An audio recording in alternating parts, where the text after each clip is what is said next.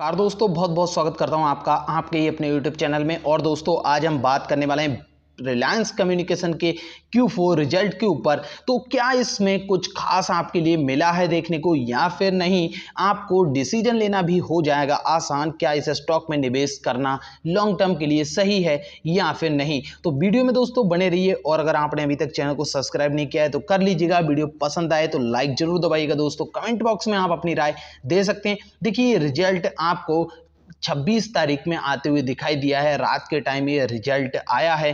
तो इस रिजल्ट के ऊपर हम डिटेल में बात अभी करने वाले हैं। तो यहाँ दोस्तों आप देख सकते हैं रिलायंस कम्युनिकेशन का जो रिजल्ट है, यहाँ पे आपको मार्च क्वार्टर का और यहाँ दिसंबर क्वार्टर, ये मार्च 2020 का क्वार्टर और यहाँ पे आपको ईयर ऑन ईयर बेसिस पे रिजल्ट कंपेयर करने के लिए मिलेगा।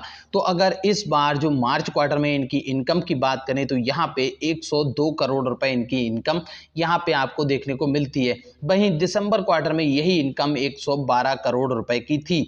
और अगर हम देखें मार्च 2020 के क्वार्टर में यही इनकम 156 करोड़ थी।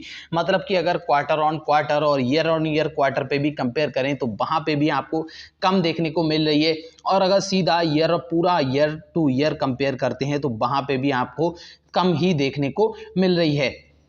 तो यहाँ पे अगर हम देखें एक्सपेंस की बात करें तो एक्सपेंस इनका अपनी इनकम से काफ़ी ज़्यादा देखने को मिल रहा है और लगातार आप देखेंगे सभी क्वार्टर में आपको यही चीज़ देखने को मिली है। तो वहीं दोस्तों अगर आप देखें यहाँ पे आपको जो लॉस दिखाई दे रहा है कि अब इन्होंने टोटल अपना लॉस पोस्ट किया है जो कि 46 करोड़ का होता है। और वहीं ये लॉस पिछले क्वार्टर में 41 करोड़ रुपए का देखने को मिल रहा था। और अगर टोटल मार्च 2021 में 20 में देखें तो 20 में यही लॉस 1254 था। तो अगर उस हिसाब से हम कंपेयर करें तो आपको ये रिजल्ट थोड़ा सा यहाँ पे सही लगता हुआ नज़र आ रहा है कि लॉस अब धीरे धीरे कम हो रहा है, क्योंकि ईयर ऑन ईयर बेसिस पे जो लॉस है वो काफ़ी अब कम हो चुका है। लेकिन दोस्तों आपको समझने की बात यह है कि यहाँ पे कि देखिए टेलीकॉम सेक्टर पे अगर हम बात करें तो कोविड का इतना बड़ा इम्पैक्ट नहीं हुआ है, क्योंकि सबसे ज़्यादा अगर ज़रूरत हुई है तो इस समय टेक्नोलॉजी की हुई है और वहाँ पे भी इनका रेवेन्यू आपको कम होता हुआ नज़र आया है। और वहीं साथ ही साथ लॉस ही देखने को मिला है और क्वार्टर ऑन क्वार्टर बेसिस पे ये लॉस आपको बढ़ता हुआ भी नज़र आया है। और अभी जो स्टॉक में तेज़ी आई थी उस तेजी का मेन रीजन आप जानते हैं, अनिल अंबानी की जो वेल्थ है उसमें बढ़ोतरी और जो कर्ज मुक्त होने की बातें, इन्हीं चीज़ों के ऊपर आपको आरकॉम आर पावर सभी में बड़ी तेजी देखने को मिली। लेकिन रियलिटी दोस्तों क्या होती है, जितने भी ऐसे पेनी स्टॉक रहते हैं जो कंपनियां अपने पास्ट की वजह से आज के टाइम में ऐसी हो जाती हैं, उनमें आपको कभी ना कभी हर साल में एक बार ऐसी न्यूज़ आते हुए मिलती हैं जहां पे स्टॉक में आपको बड़ी तेज़ी देखने को मिलती है।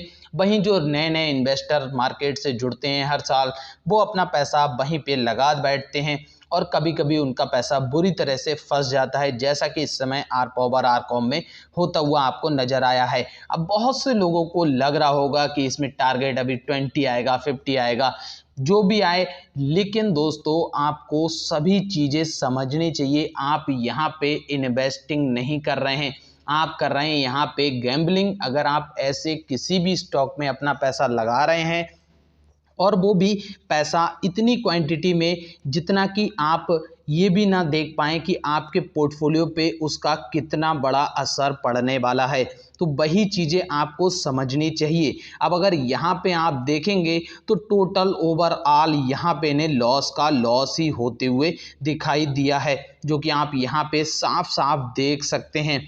और वहीं दोस्तों अगर आप देखें तो अर्निंग पर शेयर भी आपके लिए यहाँ पे देखने को मिलेगा, जो कि इस समय माइनस में 56 पैसा देखने को मिल रहा है। पिछले क्वार्टर में अगर कंपेयर करें तो ये 72 पैसा था माइनस का। तो उस हिसाब से देखा जाए तो यहाँ पे ज़रूर इन्हें थोड़ी सी राहत मिलती हुई नज़र आई है आपके लिए। और वहीं दोस्तों आपको मेन चीज़ जो समझनी चाहिए वो यही है कि इस स्टॉक में आपने अगर उम्मीद लगाई थी, मेन बात होती है कंपनी के अगर फंडामेंटल अच्छे नहीं है, कंपनी का फ्यूचर आपके लिए बहुत अच्छा दिखाई नहीं देता है, तब आप उस पर पैसा लगाना आपका सीधे सीधे जुआ खेलना ही होता है। तो ये चीज़ आपको थोड़ा सा इससे बचना चाहिए, और ऐसी चीज़ों से तभी आप बच सकते हैं जब आप सोच समझ के इन्वेस्टिंग करते हैं या फिर अपना फैसला लेते हैं। किसी की राय मशवरा से सिर्फ या फिर शेयर आपका भाग रहा है उस बेसिस पे आपको अपना पैसा नहीं लगाना चाहिए। वहीं अगर देखें यहाँ पे तो करंट एसेट में आपको जो दिखाई देगा और नॉन करंट एसेट में इसमें भी आपको गिरावट देखने को मिल रही है। मार्च क्वार्टर में आप देख सकते हैं सीधा सीधा ईयर ऑन ईयर यहाँ पे दिया है, करोड़ में दिया है, और यहाँ पे आपको गिरावट देखने के लिए मिली है। कुल मिलाकर के कहें तो आपके लिए अभी भी कुछ इसमें बहुत बड़ा खास देखने को नहीं मिला है कुछ भी, और इसी चीज़ का रीज़न है कि ये स्टॉक आपको लॉन्ग टर्म में कितना फ़ायदा देगा वो डिसाइड करती है कंपनी की बैलेंस शीट। और यहाँ पे अभी बैलेंस शीट आपको मजबूत होते हुए नहीं दिखाई दे रही है।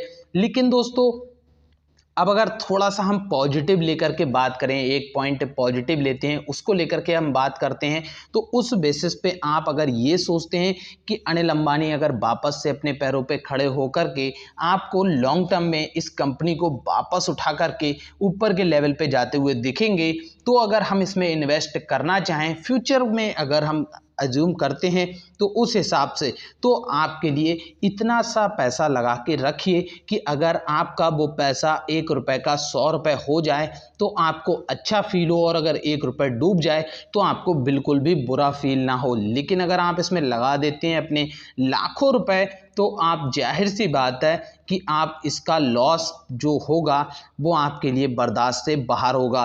तो इसीलिए दोस्तों हमने आपके लिए कई बार कहा कि आर पावर, आर कॉम, इनमें कभी भी आपको लोअर सर्किट लगते हुए दिखाई देगा, और जब भी लगेगा आपके हाथ से मौका निकल जाएगा, क्योंकि ये चीज़ मार्केट में सालों से होती हुई आ रही है, ईयर ऑन ईयर चलती है, हमेशा चलती है, हमेशा चलती रहेगी।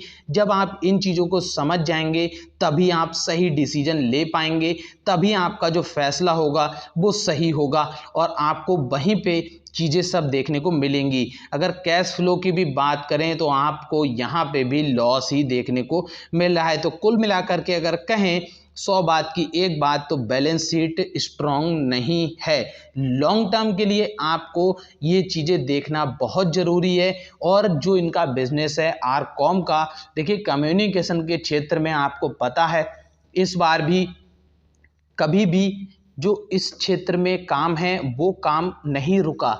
कोविड की वजह से ना तो 2020 में रुका ना ही 21 में रुका।